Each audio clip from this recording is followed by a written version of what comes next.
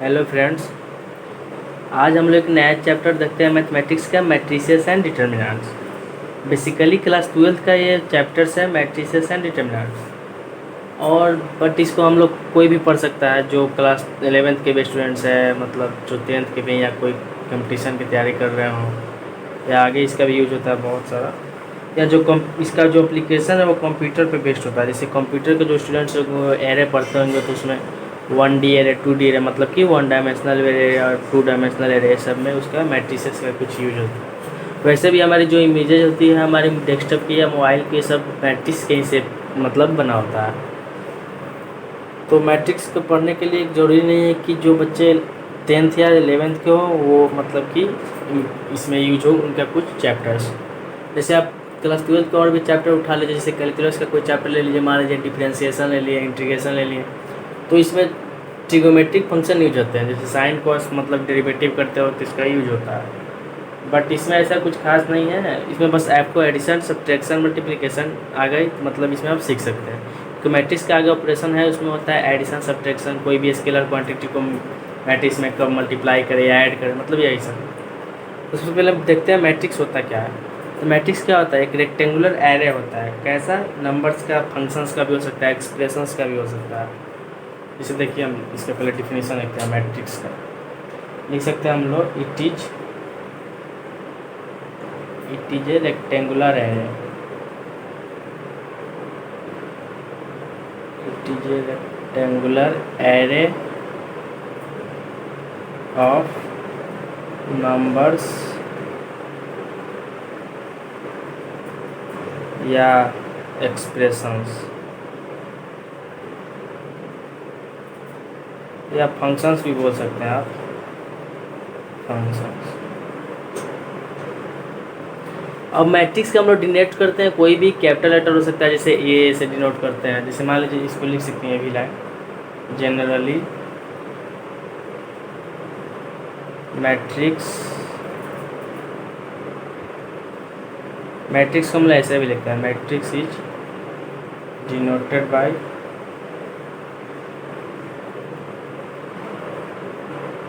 Capital letter of alphabet. ठीक। अब देखिए मैट्रिक्स का जो सिंबल होता है, मतलब कैसे यूज किया जाता है, तो देखिए उसका ऐसे फिगर होता है या फिर ऐसे भी होता है, या किसी किसी बुक में देखिएगा, या कोई कोई टीचर्स ऐसे भी लिखते हैं हमारे। ठीक। तो यही हमारा मैट्रिक्स का मतलब कि डिफिनीशन है वैसे। अब हम देखते हैं मैट्रिक्स का आगे का कुछ।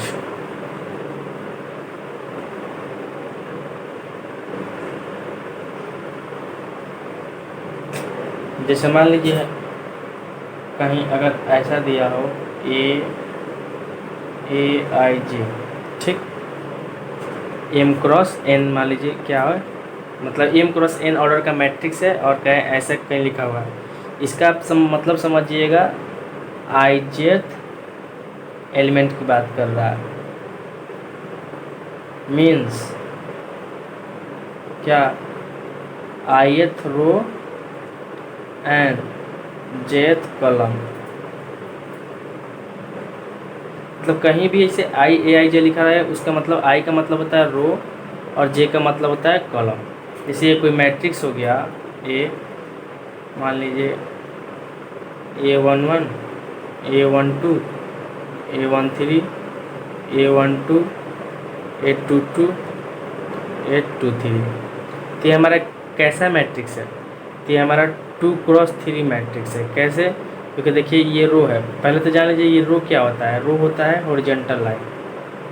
हॉरिजॉन्टल लाइन जो होता है, हॉरिजॉन्टल लाइन का हम लोग बोलते हैं क्या? रो। और जो हमारा वर्टिकल लाइन होता है उसको हम लोग बोलते हैं कॉलम। ठीक। जैसे ये हमारा क्या हो गया? रो हो गया।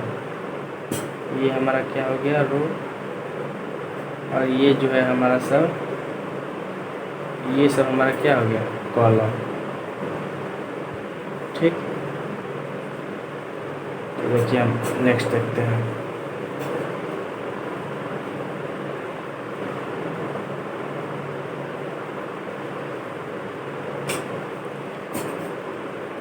जैसे मान लीजिए कोई हमारे पास एग्जाम्पल है 1 2 3 4 5 6। अब इसमें कोई पूछे इसमें कितने रो हैं और कितने कॉलम हैं, तो रो इसमें कौन सा है, जो हॉरिजॉन्टल पार्ट है वो क्या है, रो है, और जो हमारा वर्टिकल पार्ट है वो क्या है, कॉलम है। तो जैसे कि इसमें कितने रो हैं, देखिए 1 और 2 रो हो गया, मतलब रो की संख्या कितनी होगी 2। और कोई पूछे कॉलम कितना है, तो 1 2 3, मतलब कि कॉलम कितना हो गया हमारे पास 3 कॉलम 2 रो। ठीक, और भी कोई मैट्रिक्स देख सकते हैं हमारे पास, मान लीजिए 4 6 7 8 9 6 3 2। इसमें कितने रो हैं, तो रो देखिए कितने हैं 2, और कॉलम 1 2 3 4। बस इतना जानिए, जो हॉरिजॉन्टल लाइन है वो क्या हो गया हमारा रो हो गया, और जो हमारा वर्टिकल लाइन है वो क्या हो गया कॉलम हो गया। बस इसी को हमें माइंड में सेट कर लेंगे। फिर हम लोग मैट्रिक्स के देखते हैं टाइप्स कितने प्रकार के होते हैं, तो हर मैट्रिक्स के कितने बिहेवियर है, मतलब कौन सा टाइप्स। तो मान लीजिए सबसे पहले क्या, types of matrices. Type of matrices,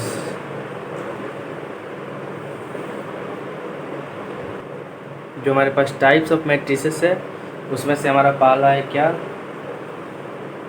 horizontal matrix. Horizontal matrix,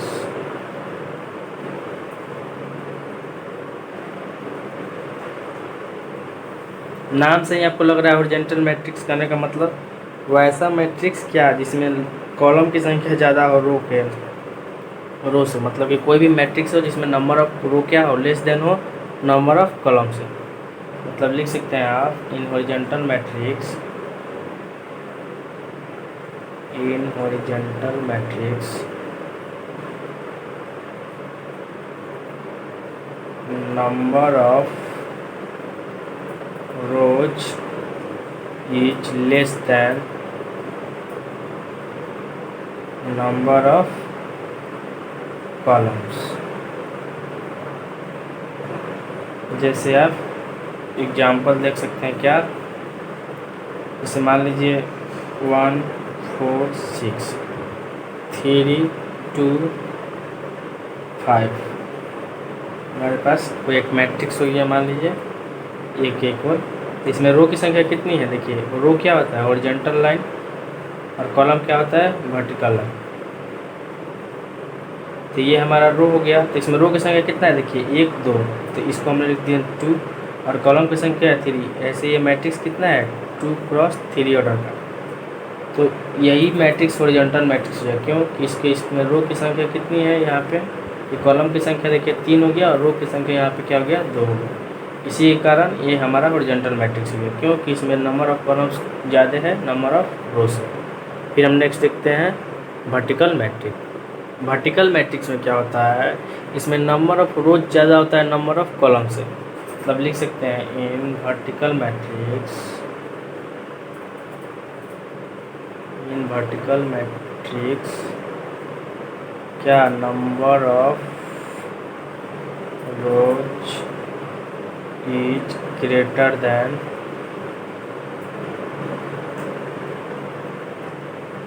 number of columns। Number of column से नंबर ऑफ रोज ज़्यादा होगा। जैसे एग्जांपल देखिए, जैसे 4 5 8, इसमें ले लीजिए मान लीजिए 3 2 1। इसमें रो देखिए कितना है, हॉरिजॉन्टल लाइन ही तो रो होता है 1 2 3, मतलब 3 रो हो गया, और कॉलम हमारे पास 2 कॉलम। तो इसको लिख सकते हैं 3 क्रॉस 2, क्योंकि अगर इसको m क्रॉस n के फॉर्म मतलब यहाँ पे लिखिएगा तो m की वैल्यू कितना है यहाँ पे 3, n की वैल्यू 2। m क्या होता है हमारा, m हमारा होता है रो, और n क्या रिप्रेजेंट करता है कॉलम। ठीक, तो हमारा यहाँ पे क्या है 3 रो है और 2 कॉलम है, इसीलिए ये क्या हो गया वर्टिकल मैट्रिक्स। इसमें क्या होता है रो ज़्यादा होता है कॉलम से, बस इसी को दिमाग में बैठाइए। फिर जो हमारा नेक्स्ट है तीसरा, वह है रो मैट्रिक्स।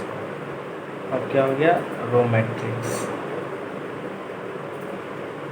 देखिए रो मैट्रिक्स में क्या होता है, तो नाम से ही पता चल गया रो मैट्रिक्स। रो मैट्रिक्स करने का मतलब रो की संख्या 1, तो वो ऐसा मैट्रिक्स क्या हो जाएगा, रो मैट्रिक्स। मतलब लिख सकते हैं number of rows is equal to 1। In row matrix number of rows is equal to 1। जैसे आप एग्जाम्पल देखिए, क्या 2 4 5 6 8, ये क्या है, रो मैट्रिक्स है। कॉलम कितने भी हो सकते हैं बट रो 1 होना चाहिए। बस हमको सबसे पहले कंडीशन क्या जाना चाहिए, नंबर ऑफ रोज कितना है 1, तो वो क्या हो गया, रो मैट्रिक्स। इसमें अगर नेक्स्ट देख लें चौथा, कॉलम मैट्रिक्स। कॉलम मैट्रिक्स में क्या हो जाएगा, नंबर ऑफ कॉलम कितना हो जाएगा 1, नंबर ऑफ कॉलम कितना हो जाएगा 1। जैसे एग्जांपल देख सकते हैं आप 4 5 6, रो कितना भी हो सकते हैं लेकिन नंबर ऑफ कॉलम हमारा हमेशा एक होना चाहिए, तब जाके हमारा कॉलम मैट्रिक्स कहलाएगा। नेक्स्ट है हमारा फिफ्थ, क्या, square matrix. Square matrix, square matrix में क्या होता है, मतलब कि m बराबर n होता है। कहने का मतलब नंबर ऑफ कॉलम और नंबर ऑफ रो आपस में क्या हो जाएगा, इक्वल हो जाएगा। तो लिख दीजिए इन स्क्वायर मैट्रिक्स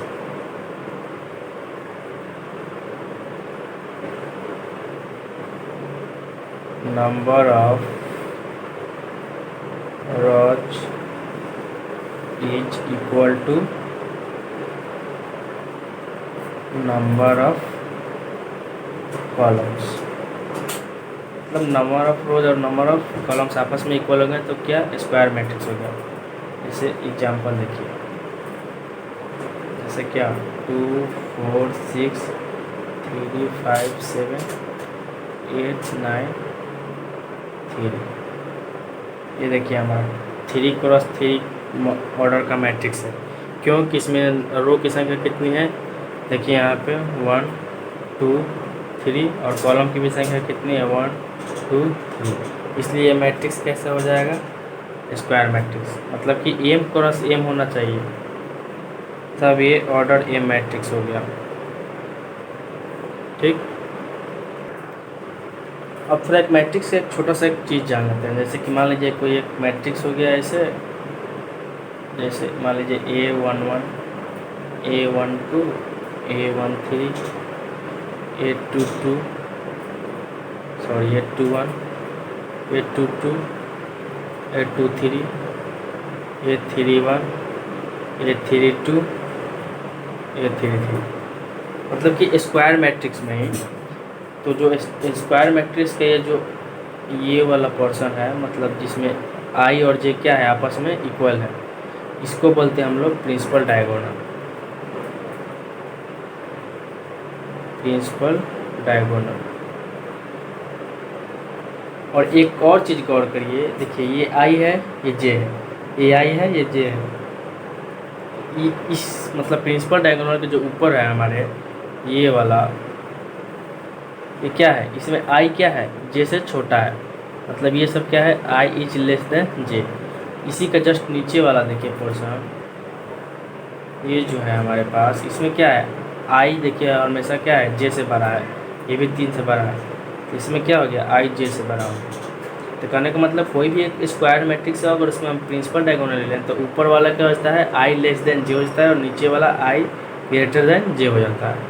और एक और बात, अगर कोई मैट्रिक्स है A11 A12 A13 A22 A21 A22 A23 A31 A32 A3, ये सब क्या है, मैट्रिक्स क्या है, एलिमेंट्स हैं। और ये सब क्या मतलब कि डिनोट कर रहे हैं, ये सब पोजीशन बता रहे हैं, कौन सा एलिमेंट कितने मतलब पोजीशन पे है। जैसे कोई मैट्रिक्स हो गया, मान लीजिए हमारे पास क्या 1 2 3 4 5 6, ये कोई हमारे पास मैट्रिक्स हो गया। तो हमारा जो 1 है क्या है, पोजीशन बता रहा है कहाँ पे, A11, मतलब कि मैट्रिक्स का पहला रो का पहला एलिमेंट, मैट्रिक्स का पहला रो पहला कॉलम का पहला एलिमेंट, यही हमारा इसमें बता रहा है ये। नेक्स्ट हमारे पास जो 6 नंबर, वो है हमारे पास डायगोनल मैट्रिक्स। डायगोनल मैट्रिक्स,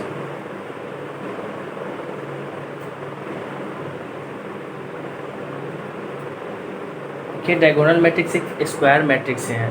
इसमें क्या होता है, इसमें जितने भी प्रिंसिपल डायगोनल एलिमेंट्स हैं वो नॉन जीरो होते हैं, बाकी सब जीरो होते हैं। मतलब कहने का मतलब यहाँ पे लिख देते हैं स्क्वायर मैट्रिक्स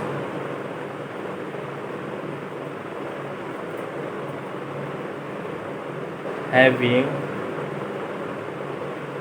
नॉन डायगोनल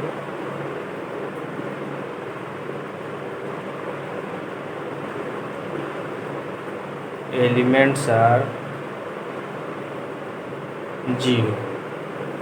कहने का मतलब कि हमारे पास कोई मैट्रिक्स है 2 4 6 ये सब zero.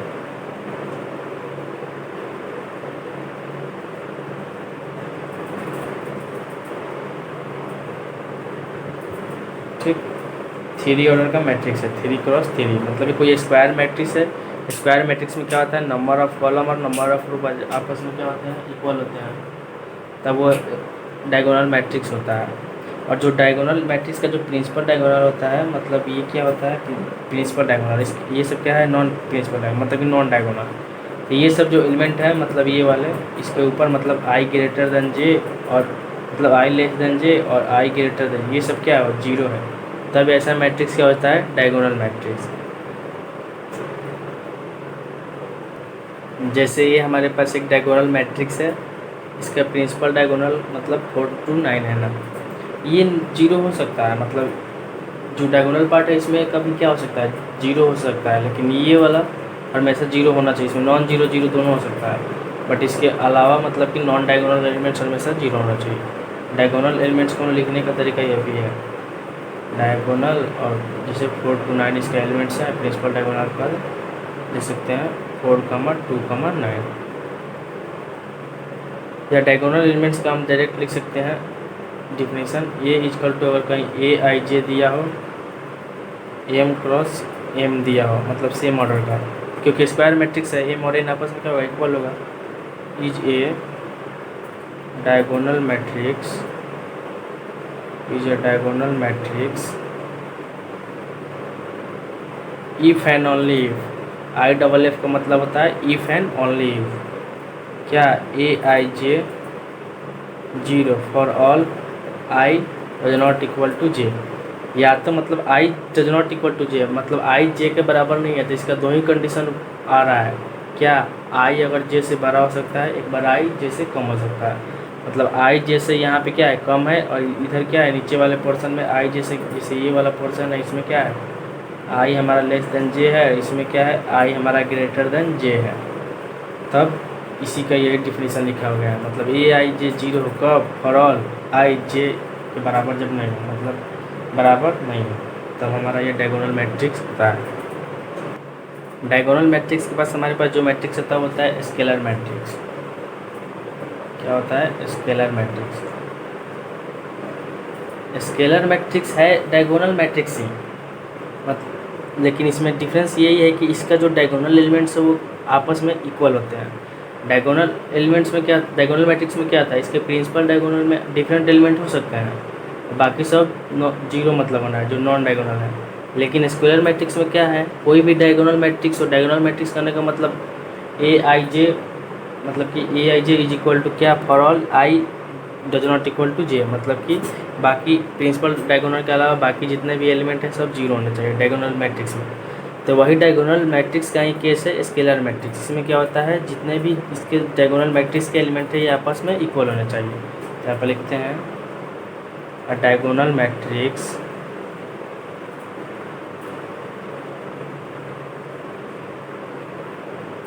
whose diagonal elements are equal. मतलब डायगोनल एलिमेंट के सारे एलिमेंट्स क्या होना चाहिए, आपस में इक्वल होना चाहिए। जैसे कोई डायगोनल एलिमेंट्स हो गया 2 0 0 0 2 0 0 0 2। देखिए ये कैसा है, डायगोनल एलिमेंट्स है, ये डायगोनल एलिमेंट्स हैं, और मतलब कि डायगोनल मैट्रिक्स है, और इसके डायगोनल का जो एलिमेंट है आपस में क्या है, इक्वल है, तब ये कैसा मैट्रिक्स हो जाएगा, स्केलर मैट्रिक्स। स्केलर मैट्रिक्स के बाद जो हमारा मैट्रिक्स आता है वो होता है आइडेंटिटी मैट्रिक्स। तो देखते हैं identity matrix. Identity matrix, identity matrix, identity matrix में क्या हो सकता है, इसको ले सकते हैं स्केलर मैट्रिक्स है, तो स्केलर मैट्रिक्स है। Identity matrix it is a scalar matrix whose each diagonal elements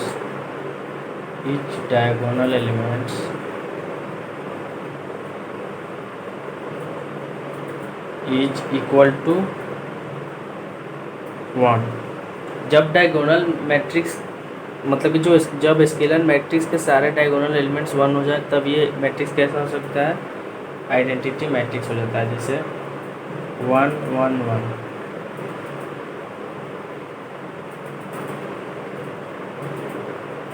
ये हमारे पास क्या है, स्केलर मैट्रिक्स है, जिसके स्केलर मैट्रिक्स के प्रिंसिपल डायगोनल के एलिमेंट्स क्या हैं, 1 1 1 है। तब ये कैसा मैट्रिक्स होगा, आइडेंटिटी मैट्रिक्स। आइडेंटिटी मैट्रिक्स को ही यूनिट मैट्रिक्स भी बोला जाता है, मतलब एक और नाम है। इसको आई से रिप्रेजेंट किया जाता है, जैसे आई, जैसे 3 ऑर्डर का है तो I3, अगर 4 ऑर्डर का है तो I4। फिर हम नेक्स्ट देखते हैं और भी मैट्रिक्स के टाइप्स होते हैं। अब है हमारे पास एक मैट्रिक्स जिसको बोलते हैं हम लोग नल मैट्रिक्स, या इसी को बोलते हैं हम लोग क्या, जीरो मैट्रिक्स भी। नल मैट्रिक्स या इसी को बोलते हैं जीरो मैट्रिक्स। तो नाम से ही क्लियर है कि वैसा मैट्रिक्स जिसके सारे एलिमेंट्स क्या हो जाए, जीरो हो जाए, मतलब सारे एलिमेंट्स आपस में जीरो, तब ये कैसा मैट्रिक्स हो, जीरो मैट्रिक्स या नल मैट्रिक्स। इसको हम लोग ओ से रिप्रेजेंट करते हैं, मतलब ओ से दिखाते हैं। जीरो मैट्रिक्स कुछ भी हो सकता है, स्क्वायर मैट्रिक्स होता है या कोई भी मैट्रिक्स होता है, जैसे 2 ऑर्डर का भी हो सकता है, तो मतलब 2x3 या कुछ भी। जैसे ये देखिए 2x3, ये क्या है, 3x3। बट इस मैट्रिक्स को ध्यान से देखिए, ये मैट्रिक्स क्या है, जीरो मैट्रिक्स है, और क्या है, स्क्वायर मैट्रिक्स भी है, और क्या है, डायगोनल मैट्रिक्स है। क्योंकि डायगोनल मैट्रिक्स में क्या था कि जो प्रिंसिपल डायगोनल है उसके छोड़ के सभी को जीरो होना है, कंडीशन है। ये जरूरी नहीं है कि इसको जीरो नहीं होना, ये भी जीरो हो सकता है, लेकिन पहले नेसेसरी कंडीशन है कि ये मतलब कि प्रिंसिपल डायगोनल के ऊपर वाला पार्ट और नीचे वाला पार्ट आपस में क्या होना चाहिए, जीरो पहले होना चाहिए।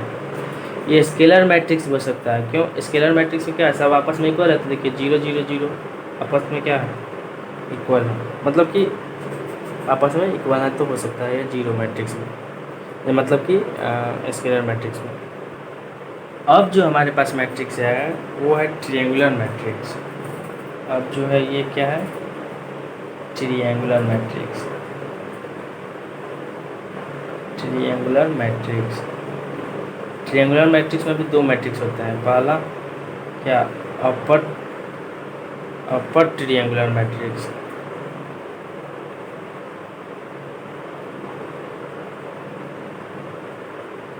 और एक दूसरा होता है क्या, लोअर ट्रिएंगुलर मैट्रिक्स।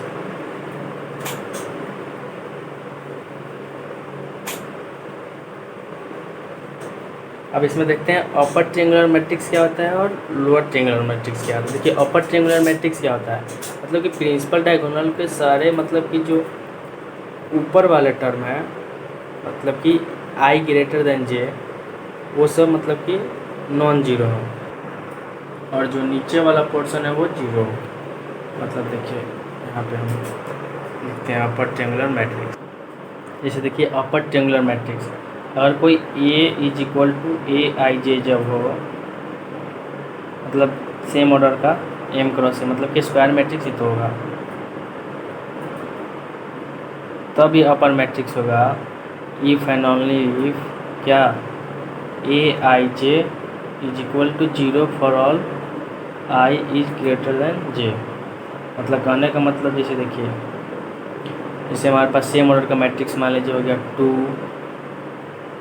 3 6 0 4 2 0 0 9, जैसे ये हमारे पास क्या हो गया 3x3 ऑर्डर का मैट्रिक्स हो गया, और मतलब प्रिंसिपल डायगोनल के नीचे वाले सारे एलिमेंट्स क्या हो जाए, जीरो हो जाए, तब ऐसा मैट्रिक्स क्या होता है, अपर ट्रायंगुलर मैट्रिक्स। और लोअर ट्रायंगुलर मैट्रिक्स क्या हो जाएगा, जैसे ही प्रिंसिपल डायगोनल का एलिमेंट है इसके ऊपर वाला अगर सारा जीरो हो जाए और नीचे वाला नॉन जीरो रहा है तो इसमें एक कोई भी जीरो हो सकता है, तब ये कैसा मैट्रिक्स हो जाएगा, लोअर ट्रायंगुलर मैट्रिक्स। तो यहाँ पे भी लिख सकते हैं हम लोग लोअर ट्रायंगुलर मैट्रिक्स। देखिए लोअर ट्रायंगुलर मैट्रिक्स में क्या हो जाएगा, A is equal to A I J M cross M if and only if कब, जब ए आई जे क्या हो जाए, जीरो हो जाए, कब, फॉर ऑल जब आई इज लेस देन जे। मतलब कहने का मतलब अगर ए बराबर कोई मैट्रिक्स हो गया, मान लीजिए हमारे पास 2 0 0 4 6 0 9 2 7, इसे मान लीजिए ये क्या हो गया, मैट्रिक्स है प्रिंसिपल डायगोनल। तो जब प्रिंसिपल डायगोनल के ऊपर वाला पोर्शन क्या हो जाए, मतलब आई लेस देन जे वाले एलिमेंट्स क्या हो जाए, जीरो हो जाए, तब ये कैसा मैट्रिक्स हो जाएगा, लोअर ट्रायंगुलर मैट्रिक्स। तो आज हम मैट्रिक्स के क्या देखें, यहीं तक हम लोग मतलब आज देखते हैं। और नेक्स्ट में हम देखते हैं मैट्रिक्स के ऑपरेशंस, मतलब कि एडिशन क्या होता है, कब मैट्रिक्स का सब्ट्रैक्शन होगा, कब उसके मतलब कि और भी चीज़ें हैं, मतलब कब मैट्रिक्स इक्वल्स होते हैं, यही सब। तो आज के लिए इतना ही दोस्तों।